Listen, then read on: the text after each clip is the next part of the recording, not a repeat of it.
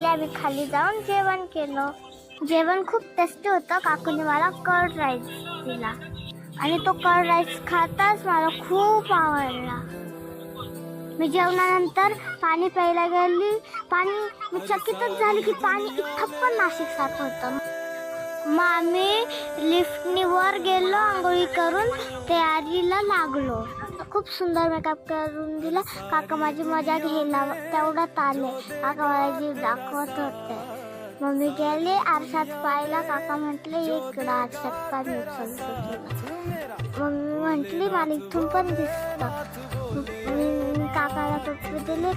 Mummy makeup करायला मोकळी झाली. लिपस्टिक लावली. कसा झाला माझा मेकअप?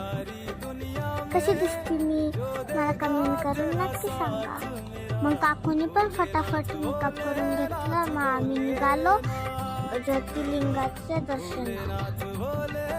मग आम्ही तिघजण रस्त्यात शूटिंग काढत चाललो. मजा करत चाललो.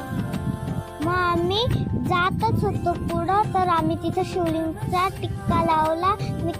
तर मित्रांनो माझ्या खिशातच हात आहे. काका बोलले की तुझ्या खिशातले पैसे ना तेच काढून दे. तर अजून माझ्या खिशात हात आहे. काकाला लावायला गेले अजून पण माझ्या खिशातच हात आहे.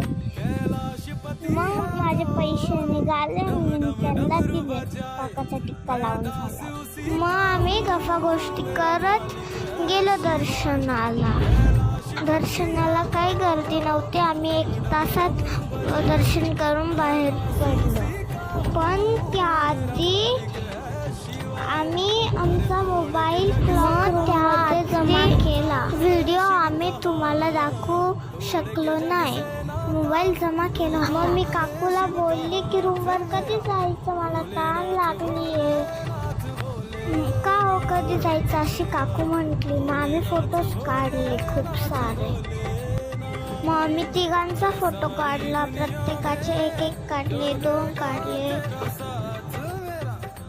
आम्ही वेगळ्या वेगळ्या अँगलमध्ये फोटो काढून घेतले. खूप मजा आली. काकांनी पोज दिली. मी खूप हसत होते.